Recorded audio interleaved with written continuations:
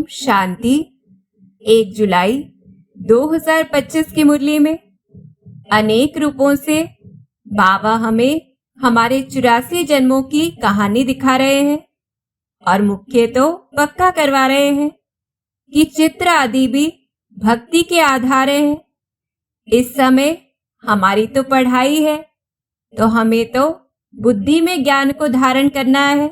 यथार्थ रीति से हमें चित्रों आदि की भी दरकार नहीं है और मुख्य तो नई दुनिया में जाने के लिए पुरुषार्थ करना है। तो किस प्रकार से ऐसी तैयारी करनी है? पहला तो ज्ञान के सब्जेक्ट में बुद्धि में 84 का चक्र अर्थात अपने वैरायटी जन्मों का ज्ञान निरंतर घूमता रहे कि इस समय कितने ढेर मनुष्य हैं, जबकि नई दुनिया में कितने थोड़े मनुष्य होंगे। अभी तो हम नरक से स्वर्ग में जाते हैं, हम सतो प्रधान बन रहे हैं। ऐसी दुनिया जहां दुख की कोई बात नहीं होती, सब सुख सदा मौजूद रहते हैं। कोई अप्राप्त वस्तु नहीं जिसकी प्राप्ति के लिए पुरुषार्थ करना पड़े। और अभी पढ़कर फिर जाए हम राजाई करेंगे। अभी हम इस गंदी दुनिया से छूटते हैं, तो जितना ऐसा चिंतन रहेगा उतना अंदर में बहुत खुशी रहेगी। तो इस प्रकार से सत्युग की स्मृति से हमें सत्युग की स्थिति बनानी है। फिर दूसरा योग के सब्जेक्ट में, क्योंकि अंत में सिर्फ यही याद रहेगा। पहला तो कि हम आत्मा है, दूसरा यहाँ हमारा पार्ट है और 84 जन्म हमने पूरे किए, तीसरा हम मूल वतन की रहने वाली हैं, अब हम आत्माएं अपने घर जाती हैं, चौथा आकर हम सतो प्रधान दुनिया में सतो प्रधान पार्ट बजाएंगे। तो अंत में ऐसी स्मृति तभी रहेगी जब अभी से हमारी ऐसी याद की प्रैक्टिस होगी। फिर दूसरी बात, बाबा की याद से ही विक्रम विनाश होंगे, हम निरोगी बनेंगे और स्वर्ग के मालिक बन जाएंगे।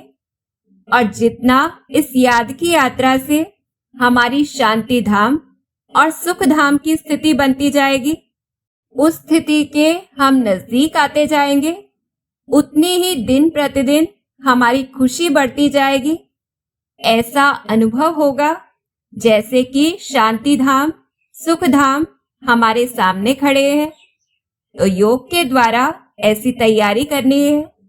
फिर तीसरा धारणा के सब्जेक्ट में, पहली बात तो फिर से नए रूप से चक्र लगाने के लिए, दुख के कर्म बंधन से मुक्त होने के लिए हमको ब्रह्मा बाप समान पवित्र बनकर इस शरीर से मुक्त होना है। और किस प्रकार से हमारी पवित्रता दिखाई देगी? तो नयनों में पवित्रता की झलक और मुख पर पवित्रता की मुस्कुराहट धारण करनी है। ऐसी रूहानियत को अपने अंदर भरना है। फिर दूसरी बात, देवताओं के समान शुद्ध खान पान रखना है। तीसरा, बाप के समान हमें सबका कल्याणकारी बनना है। और मुख्य तो धारणाओं को सहज करने के लिए इस पुरानी दुनिया से वैराग्य धारण करना है।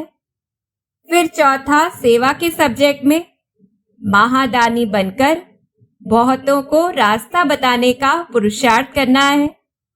और इसमें पहली बात, मनुष्यों को सहज समझाने के लिए चित्र बनाए गए हैं। जैसे सीढ़ी पर हम 84 जन्मों का राज बता सकते हैं, गोले के द्वारा 5000 वर्ष का चक्र समझा सकते हैं कि अगर लाखों वर्ष होते तो मनुष्यों की संख्या कितनी बढ़ जाती। ऐसे ही विष्णु के चित्र से लक्ष्मी नारायण का राज बता सकते हैं। बाकी तो हमें स्वयं समझदार बनकर बगैर चित्रों के समझाने की प्रैक्टिस करनी है। फिर दूसरी बात, क्योंकि इस समय पुरानी सृष्टि के विनाश का समय है, जहां पर किसी की तो धूल में ही दबी रह जाएगी, किसी की राजा खा जाएंगे। तो किसी ना किसी प्रकार से हमारे पास जो भी कुछ है, सिर्फ धन की बात नहीं, सब कुछ ही खत्म हो जाएगा।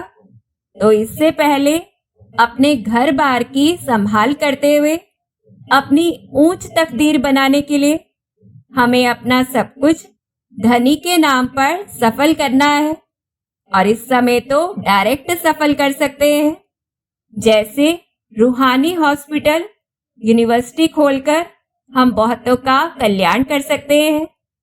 तीसरी बात, जैसे सूर्य की शक्ति जमा कर कई कार्य सफल करते हैं, ऐसे ही हमें अभी के समय प्रमाण अपने हर श्रेष्ठ संकल्प से इकोनॉमी करके संकल्प की शक्ति जमा कर हिम्मतहीन आत्माओं में श्रेष्ठ संकल्प की सूक्ष्म शक्ति से बल भरना है।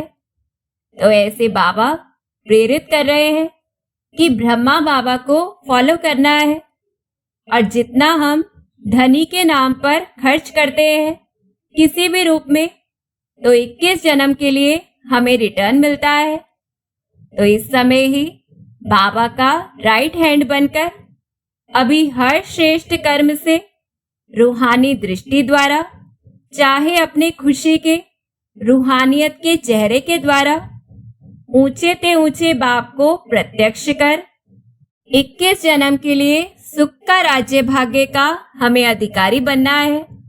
बाकी सूक्ष्म वतन आदि इसमें तो न योग है न ज्ञान है, सिर्फ खेल पाल के लिए है, जब तक कर्मातीत अवस्था ना हो।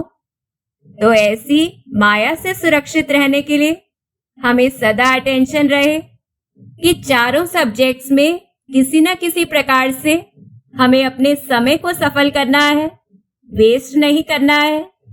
तो यह विधि है माया से सुरक्षित रहने के लिए, नहीं तो अंत में पश्चाताप होगा कि हमने बाबा का कहना नहीं माना। तो ऐसे पश्चाताप से बचने के लिए अभी से ही तीव्र पुरुषार्थ करना है। अच्छा, ओम शांति।